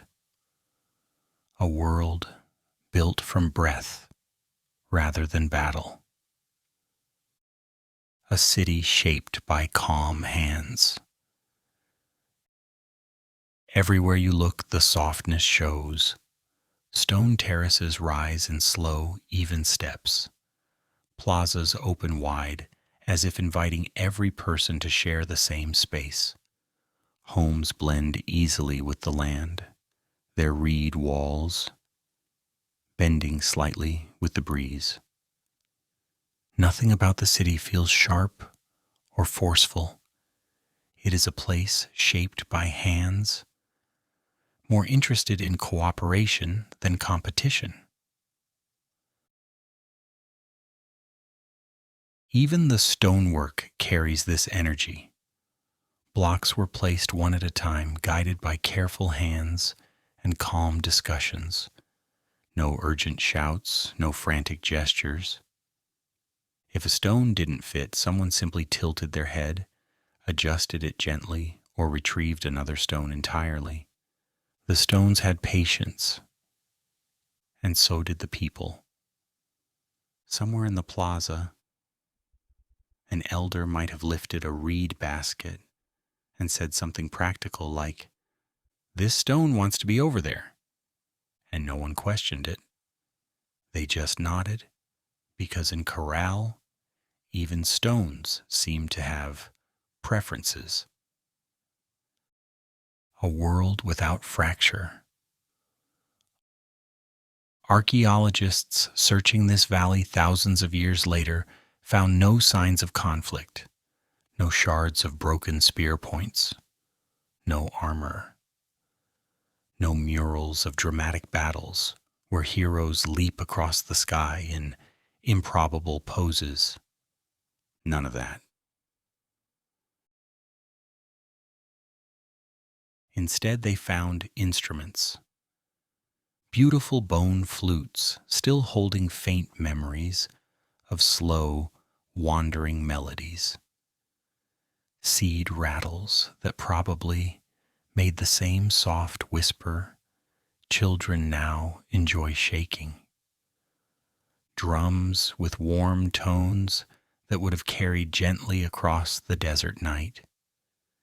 It's astonishing, really, that an entire civilization, one of the oldest urban societies in the Americas, grew through cooperation rather than force. No one carved their victories into stone. No one needed monuments to triumph. Their monuments were plazas where people gathered, pathways where feet moved steadily, and pyramids that rose slowly because people chose to build them together. Norte Chico's legacy was built from calm, quiet footprints in the sand. If you could walk the valley during those ancient days, you'd see soft, crisscrossing footprints across the dunes and riverbanks. Not frantic footpaths, just steady trails made by people carrying baskets, nets, or bundles of reeds. Their steps had a rhythm, not fast, not slow, just steady, as if the land itself set the tempo. Sometimes footprints overlapped, showing where neighbors walked side by side. Sometimes prints were smaller children wandering behind adults, curious about the world. Sometimes llama hoofprints appeared as well, because llamas always enjoyed inserting themselves into any situation, especially when there was a possibility of food. These footprints faded with wind and time, but the pattern remained in the memory of the valley, a pattern of calm movement, not urgency. Life without the loud edges. Daily life in Norte Chico had its own gentle momentum. People woke with the sun, shared simple meals, worked in fields, along rivers, or in plazas where cotton was spun into long, even threads. They gathered at dusk, weaving stories into the warm air the same way they wove reeds into baskets.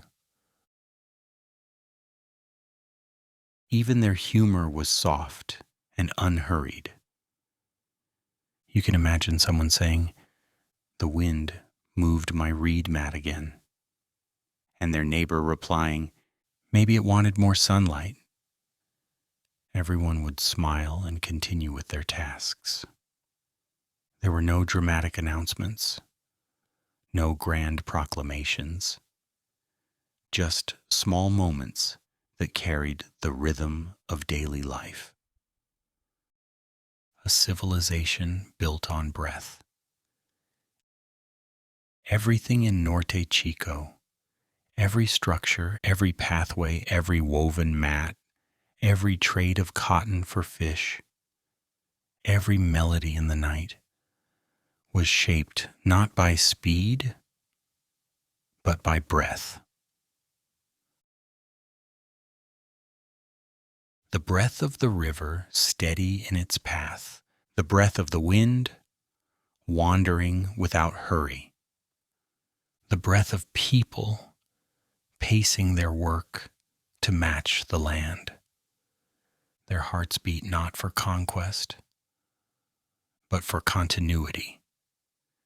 They built their world one breath at a time, one step at a time, one thread, one stone, one quiet evening at a time.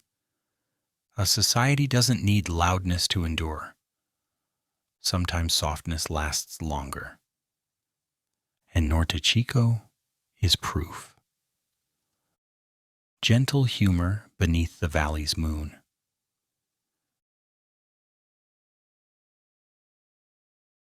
At night, the softness of this civilization became even clearer. Families sat near their homes or gathered around small fires. Children played with seed rattles or practiced making slightly off-key flute notes, each squeaky sound followed by a whispered giggle. Adults talked about wind patterns or fishing seasons or how one particular reed roof kept trying to fly away whenever a breeze visited. Someone would inevitably try to guess the next day's weather by sniffing the air dramatically, and everyone would nod in mock seriousness. If their guess turned out wrong, the group simply blamed the wind for being unpredictable and moved on. Even the llamas contributed to the humor. They wandered into plazas, paused thoughtfully as if considering joining a music circle, then wandered back out again with slow, majestic steps. The pyramids as silent witnesses. Through all these gentle rhythms, the pyramids watched. They stood silent, absorbing the firelight that warmed their edges each evening. Their stones held the memory of thousands of footsteps, thousands of songs, thousands of woven baskets carried past them. They were not monuments to power. They were monuments to persistence, patience, harmony. The pyramids did not rise through the push of armies or the demands of rulers. They rose because generations of people placed stone upon stone with steady hands, hands that valued balance more than domination, hands that found strength in cooperation.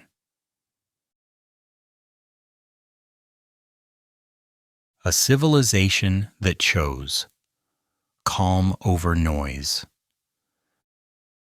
By the time the night grew deep, Caral reflected the pure essence of its people, a place shaped by harmony rather than conflict, a civilization without noise, without weapons, without scenes of war, a place where pyramids rose not to intimidate, but to gather, a place where plazas echoed with laughter, weaving, storytelling, and soft instruments carried by the wind.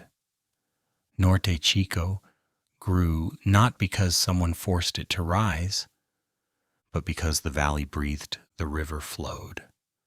The people cooperated, and time moved slowly enough for patience to become strength. A civilization not carved from noise, but shaped from quiet, steady hearts. The soft legacy. The last stretch of night settles slowly across the Supe Valley, draping itself over the dunes, the river banks, and the resting stones of Caral. The air cools with a gentle sigh, as if the land itself is preparing for sleep. This final quiet hour carries with it the memory of a world that once moved in soft rhythms, a world that rose calmly, breathed evenly, and lived without noise or urgency. Norte Chico did not disappear with fireworks or chaos. It didn't end with dramatic upheaval or sudden collapse. Instead, its presence faded the same way. Its people lived quietly, steadily, almost invisibly. Villages shifted over time, moving softly along the river's changing course. Gardens drifted toward new soil. Families resettled on higher or lower ground as the land gently invited them elsewhere. There were no grand farewells, no final speeches, just small, natural changes shaped by water, wind, and the slow turning of centuries. The Supe River, always calm in its journey, gradually carved new paths. Some of the oldest walkways that once connected village to village became covered with layers of sand, then more sand, and eventually the soft curves of dunes. These dunes did not rush into place. They arrived like shy visitors, quiet, polite, drifting slowly until the old paths transformed into smooth, sandy waves. The ancient plazas, once filled with murmurs of cotton spinners, reed weavers, and evening storytellers, were gradually embraced by the desert. Some stones sank slightly deeper into the earth. Some reed walls returned to soil. The air carried away the smallest traces of footprints. And yet, the quiet remains. It lingers in a way that feels almost intentional, as if the valley chose to remember the softness of its earliest people. The dunes still whisper. Even now, if you stand at the edge of Caral in the late evening, the dunes hum with a low, sandy whisper. It is not a sound made for excitement. It's a sound shaped by wind brushing across curved surfaces, catching tiny grains and sending them drifting like simple thoughts in the night. The dunes whisper because they have been whispering for thousands of years. They whisper stories of reed baskets and Gentle tapping stones, they whisper memories of cotton drying in the sun. They whisper about the children who once chased shadows across the plaza, insisting each shadow was actually a very important animal, even when the adults found this theory questionable. Sometimes the wind gathers enough strength to send a small tuft of sand rolling across the valley floor. It looks like a tiny creature on an adventure. Anyone watching might imagine it saying something like, "Just passing through." And then the tuft rolls on, minding its own business. The river still glides. The Supe River continues its slow journey to the coast, completely unbothered by the centuries passing around it. It has shifted course many times, wandering gently from one side of the valley to the other, but its character remains the same: unhurried, predictable, soft. The surface of the river catches moonlight the way cotton catches sunlight, with a faint glow, a steady shimmer. Even the fish move through the water with an easy pace, as if influenced by the valley's love of quiet motion. If you listen closely, the river still holds the old rhythm of Norte Chico, a rhythm shaped by breath, not urgency, a rhythm shaped by cycles, not deadlines, a rhythm shaped by calm. Some days the river drifts so gently that a single reed leaf can float beside it for an entire afternoon without sinking or rushing. Fish pass by calmly, occasionally inspecting the leaf with curiosity before deciding it is unimportant and continuing their peaceful swim. Old pathways beneath the sand. Beneath the dunes, old pathways still exist, not sharp or intact, but present. In the way, memories stay present, soft and quiet. These were the paths where woven bag traders walked from valley to valley, where children learned to balance baskets on their hips, where elders strolled at sunset, offering calm comments about the weather, even when the weather was behaving perfectly fine.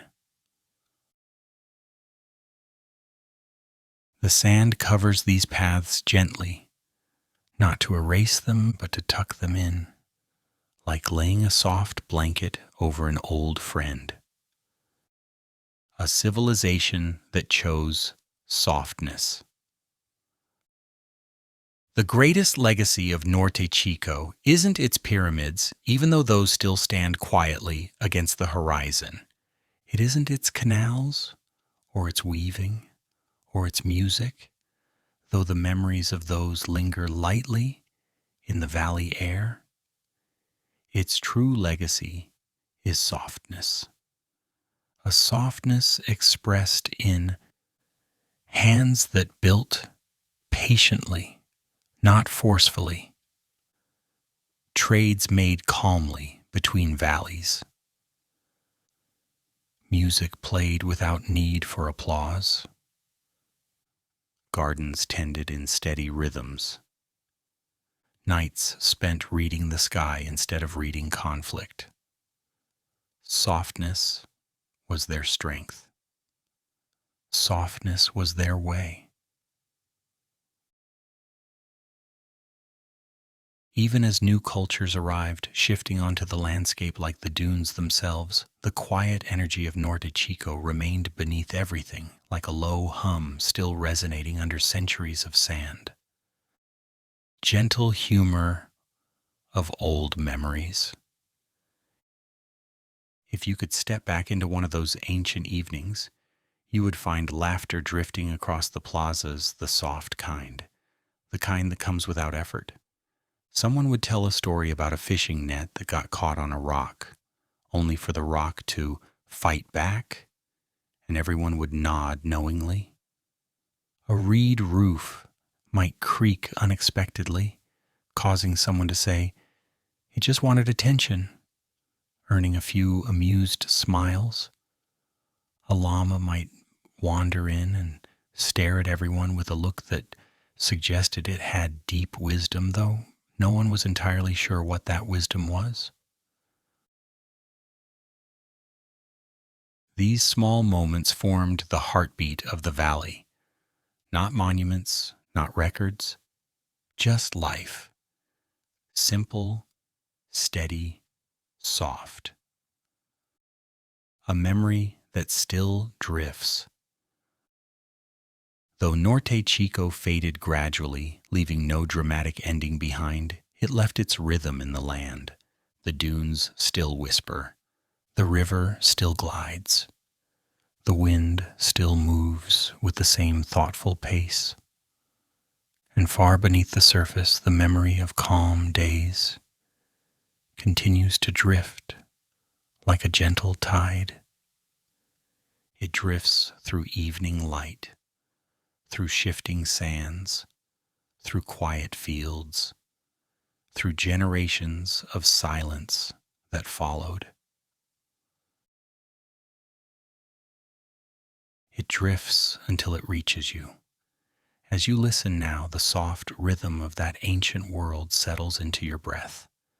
Not loudly, not suddenly, just a slow presence easing into your thoughts.